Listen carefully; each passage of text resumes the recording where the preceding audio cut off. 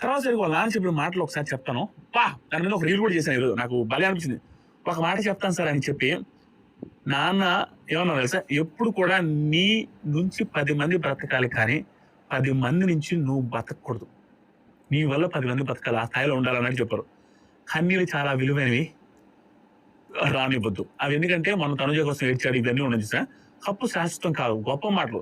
నీతి శాశ్వతం. 10 మందిలో మంచోడు అనిపించుకుంటే చాలు. మనసు గెలుచుకుంటే చాలు.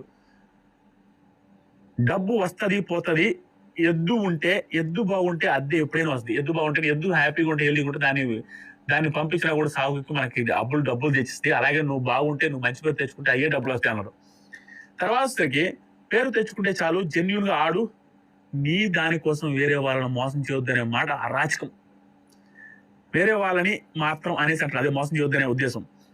నీ ఆట నువ్వు ఆడు, నువ్వు నీతిగా ఉంటే ఉన్నావో లేదో జనాలు నిర్ణయిస్తారు. నువ్వు నీట్గా ఆడు.